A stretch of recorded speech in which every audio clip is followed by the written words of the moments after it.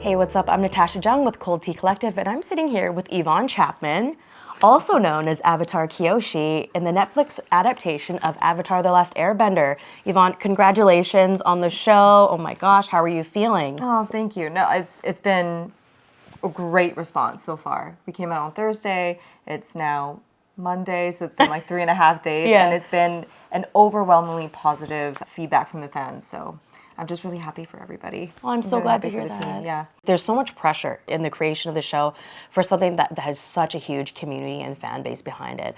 And then with that, like, I'd love to know, like, did you first off experience that pressure at all? Did you feel it? And what did you draw upon from the original, like, animated series as well as the writings? No, yeah, I definitely felt the pressure because I'm a fan too. Yeah. And like everybody just wants to see something that's so beloved to them and them growing up to honor that. And I really do think that's what was done.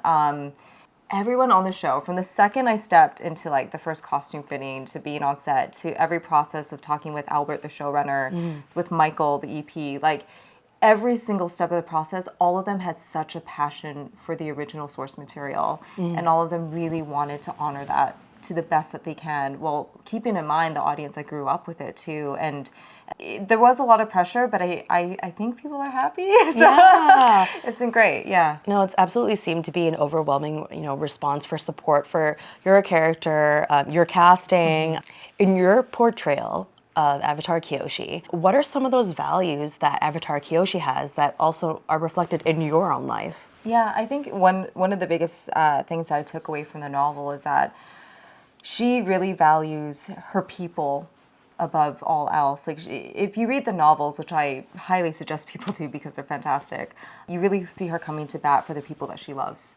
And she will put her life before other people. That is a value that she literally yells at Aang. And in my perspective, there was a hybrid there, but I think part of the reason why there was a choice for her to yell that at him in the moment too was part of her own frustration of knowing how difficult the avatarhood is. And that's just something that she learned in many hard ways of what is necessary to be the avatar. So yeah, I think that's one of the biggest values that was kind of injected into there. Yeah, and speaking of which, you give Aang some really tough love, like your character does. Yeah. Were you channeling anyone in particular in your life? No, I'm just kidding. I'm just kidding. Tell me about getting into the look of Avatar Kyoshi for the show. Yeah, shout out to the artists who created that. Head of makeup was Rita, head of hair was Julie, head of hair, the costume was Farnez. Like, I was asked actually at the premiere what was one of my most memorable moments of playing the role, and it was in the first costume fitting. Getting into the preliminary fittings of her made all of us really emotional because they worked tirelessly at the details. Even in the things that you guys wouldn't have seen. Like, there was layers of skirts, but even the layers had these details, had this coloring on it that they're like obsessed over, of like, okay, is this the color for her? Like, is this the green that we want? And the carvings of her boots that you will never see. Well, even went up to, my shins, and they like had these intricate carvings on them because that's what they found in the source materials that they could find. They had such a passion for it, so putting that on made all the difference because it was like stepping into her skin, Wow.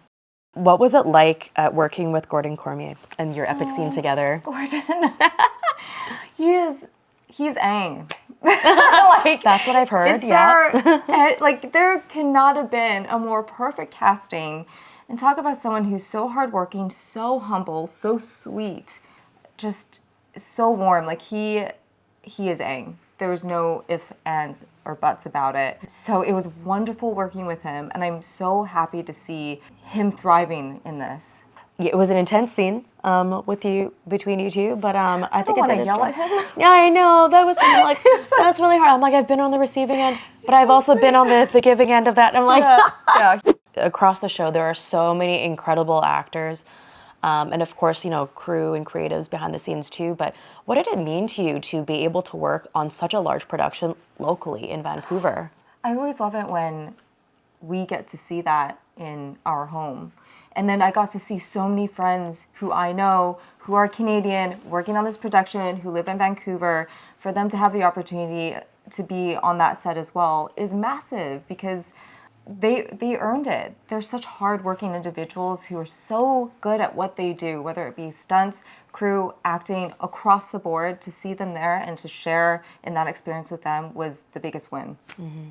Alrighty, so we did a call out to the Kyoshi warriors on social media to see what questions they might have for you, Yvonne, but also probably more so for Avatar Kyoshi.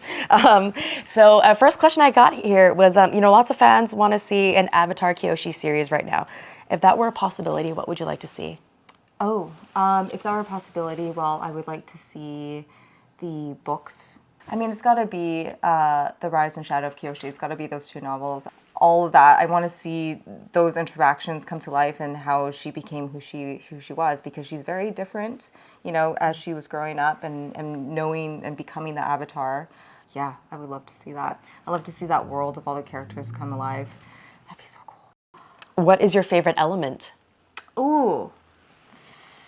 Okay. I know everyone's expecting me to say earth, but I think the healing power of water would be really cool to learn. So I think I'm skewing towards water, actually. Okay, well, now that we know your favorite element, I gotta ask you, if your personality was an element, what would it be? Oh, you know what? I took the test. I don't know if it's still up, but Netflix had what element are you test. Oh, okay. And I took it and I was air. So I'm just going to say air. That was the result for mine. It was co-signed by Netflix, so we good. What do you think is the most fascinating quality of Avatar Kyoshi that you love the most? Oh my gosh, the most fascinating quality? I think what she portrays outwardly versus what she feels inside. If she's talking to someone, she'll say something, in what she thinks is more of a diplomatic way or fierce way, but then there's always that inner thought of what she's actually thinking of, what she has to actually portray versus how she might be feeling about a situation. I think that's really fascinating. It's that kind of contradiction and dichotomy on that. And being the Avatar. Yeah. There's a lot of, going back to, pressure, right? To, lead a certain way. I mean, you just have to bring balance to the world. Yeah, no big deal. Oh It's my all God. good. No pressure. Okay. Yeah, how do you even sleep? So Avatar: The Last Airbender is out on Netflix now. But what else are you working on? I want to hear what's next for Yvonne Chapman. Sure. I'm working on something right now that I can't say, but one that I can is a really good friend of mine, Evelyn Kahn, who has a wonderful podcast called Reppin'.